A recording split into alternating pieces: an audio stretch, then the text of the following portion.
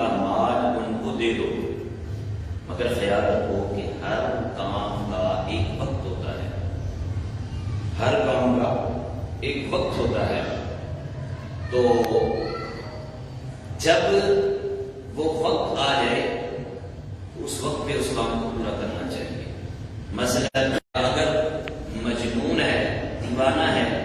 تو ایسے نادان ناسمجھ بچوں اور دیوانوں کو ان کا مال نہ دو جو تمہارے پاس جانتے ہو کہ مال ہی وہ نعمت ہے جو تمہارے لیے بقائے زندگی ہے،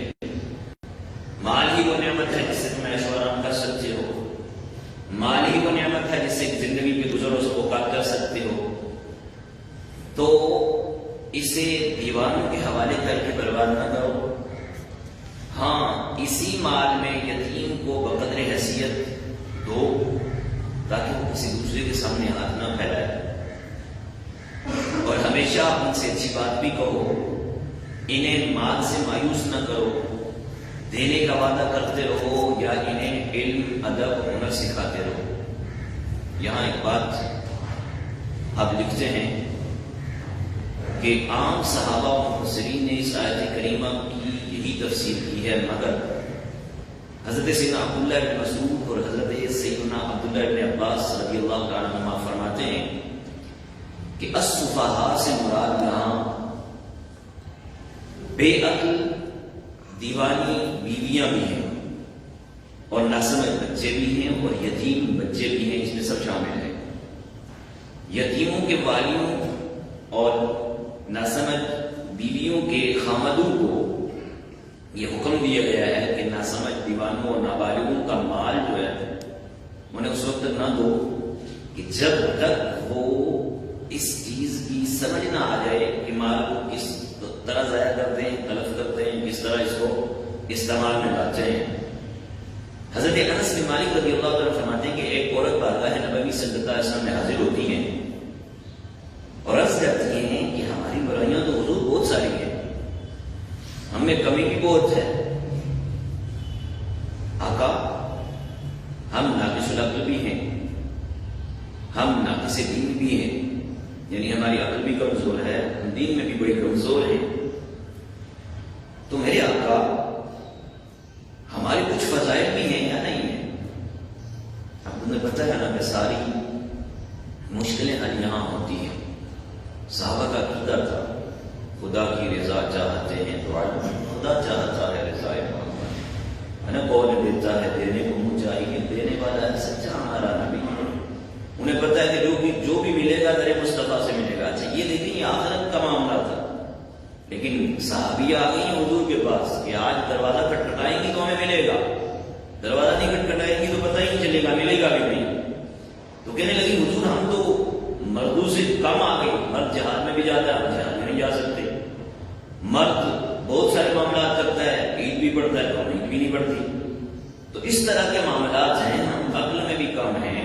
ہم دین میں بھی کم ہیں، ہمارے کوئی فضائل نہیں ہیں۔ تو میرے آقا سرور کونین حسنین صلی اللہ علیہ وسلم نے ارشاد فرمایا، ہاں میری صحابیہ عورتوں کے بھی بہت سارے مراتب ہیں، تم میں سے جو عورت حاملہ ہو، حاملہ عورت کو مرابط فی سبیل اللہ یعنی جہاد کی تیاری کرنے میں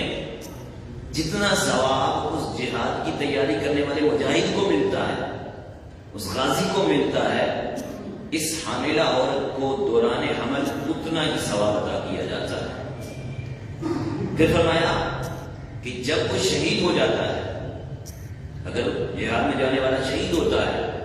تو جتنا ثواب اس شہید کو ملتا ہے اتنا ثواب اس عورت کو کہ جو حمل کے دوران اسے تکلیف آتی ہے،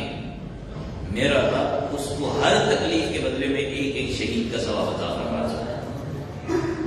پھر فرمایا کہ اس شہید کا ثواب جو اپنے خون میں لوٹے تو اس لاش والا یعنی خون میں نطفت جو شہید ہے جو اس کو ثواب ملتا ہے،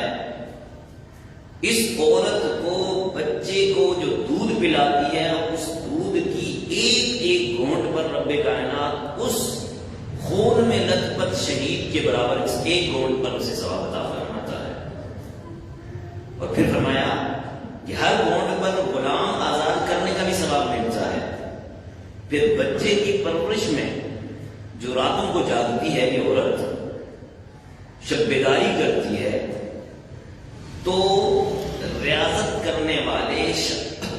شب میں جاگ کر نوافل پڑھنے والے ان نوافل پڑھنے والوں کے برابر اللہ تبارک و تعالیٰ اس عورت کو ثواب عطا فرماتا ہے کہ جو رات میں بچوں کی پرورش کے لیے جاگ رہی ہوتی ہے. لیکن ایک شرط ہے کہ اگر یہ اپنے خامد کی مطیع ہو یعنی اطاعت کرنے والی ہو,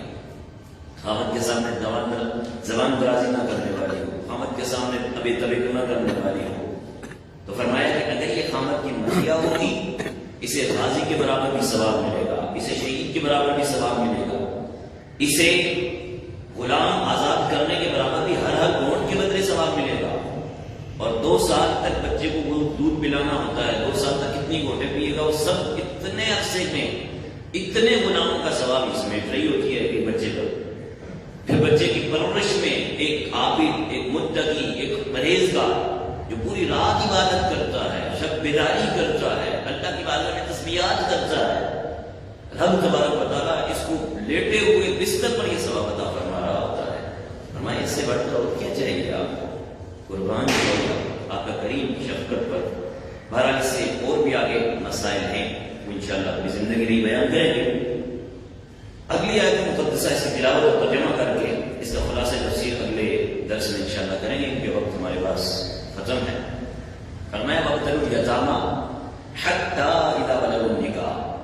فإن آنستم منهم رشدا فادفعوا إليهم أموالهم ولا تأكلوها إسرافا وبدارا أن يكبروا ومن كان غنيا فليستعفف ومن كان فقيرا فليأكل بالمعروف فإذا دفعتم إليهم أموالهم فأشهدوا عليهم وكفى بالله حسيبا.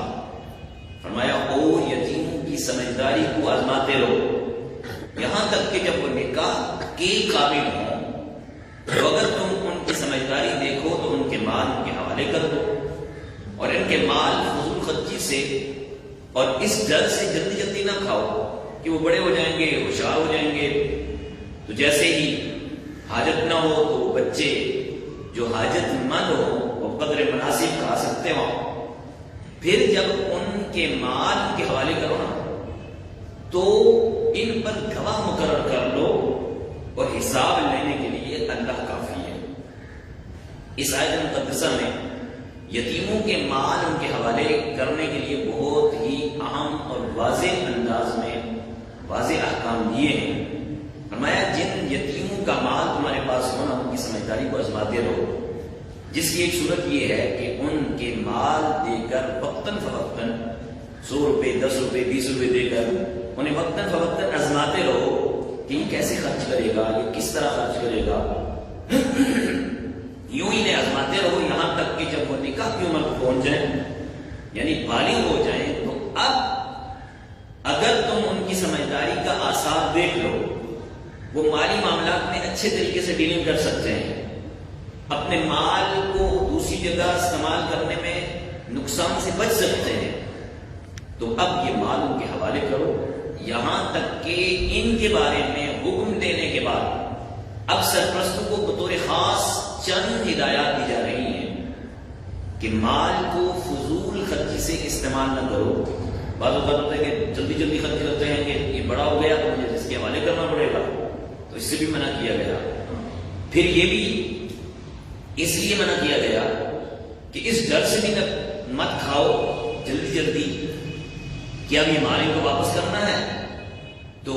اس لیے ان کو مال دینا پڑے گا تو جلدی جلدی کھا لیں, اس کی بھی اجازت نہیں ہے. لہذا جتنا زیادہ ہو سکے ان کا مال اگر کھاؤ گے تو یہ حرام ہوگا جو کہ تمہارے لیے ناجائز بھی ہے. مزید ہدایت یہ دی ہے جب یتیموں کو ان کا مال ان کے حوالے کرو تو ان کے مال کو حوالے کرتے وقت 2 گواہ یا گواہ بنا لو. وجہ اس کی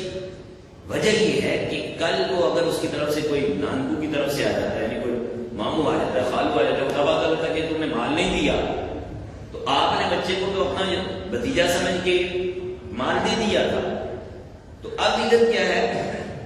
ادھر سے کوئی دعویٰ کرنے والا آگے، آپ کے پاس کوئی گواہ نہیں ہوگا، تو اب آپ پھنس سکتے ہیں، آپ کا نقصان ہو سکتا ہے۔ تو اس لیے شریعت نے کہا کہ یہاں بچنے کے لیے، فساد سے بچنے کے لیے گواہ مقرر کر لو یا دو گواہ مقرر کر لو، ان کے سامنے لکھت پڑھ کر کے تم ان کو مال حوالے کرو، تاکہ کل کو کوئی بڑی پرابلم لاحق نہ ہو سکے۔ اور پھر کہا کہ اس کا مال استعمال کرنے سے بچے، اور جو حاجت مند ہو وہ قدر مناسب کھا سکتا ہے، یعنی جتنی معمولی سی ضرورت ہو وہ اس کو استعمال کر سکتا ہے۔ اور آخری جو پیغام صاحب نے دیا کہ وَكَفَى بِاللَّهِ حَسِيبًا، سب سے اہم بات کہ ہر معاملے میں جب بھی کوئی معاملہ کرو، وَكَفَى بِاللَّهِ حَسِيبًا، اللہ کافی ہے حساب دینے والا۔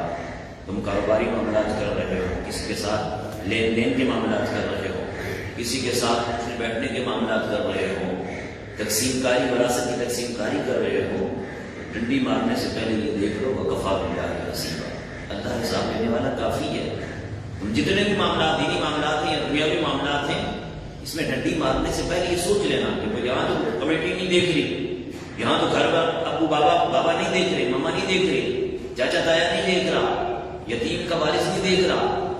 اب میں ڈنڈیاں مارتا ہوں۔ اسی طرح کاروبار کرنے والا دکان پہ بندہ جائے تو وہ ملاوٹ کرنے والا یہ تصور کر کے بیچ رہا ہوتا ہے کہ دیکھ کوئی نہیں رہا، یاد رکھو وَكَفَى بِاللَّهِ حَسِيبًا، وہ دیکھنے والا جس کے سامنے تمہیں حساب دینا ہے نا، وہ حسیبہ، آپ کا حساب لینے والا ہے، وہ بہت بڑا ہے، اور اس نے اگر حساب لیا تو بچ کوئی نہیں سکے گا۔ اللہ تعالیٰ ہمیں عمل کی توفیق عطا فرمائے، آمین۔ وآخر دعوانا الحمدللہ رب العالمین۔ یا ارحم الراحمین، درس قرآن میں اس میں احکام سیکھیں، ان کو سمجھنے کی ہمیں توفیق عطا فرما، ان کو سمجھ کر دوسروں تک پہنچانے کی بھی ہمیں توفیق عطا فرما۔ یا اللہ ان احکامات پر عمل کی بھی ہمیں توفیق عطا فرما۔ یہاں جتنے بھی اشیاء قرآن درس قرآن میں بیٹھے ہیں، ان کے ہمارے وقت میں برکت عطا فرما، عمر میں، علم میں، اولاد میں، کاروبار میں برکت عطا فرما۔ اس مسجد کو آباد کرنے والی مسجد نظامیہ، امام، مؤذنین، خادمین اور محلہ سب پر اپنا خصوصی کرم فرما۔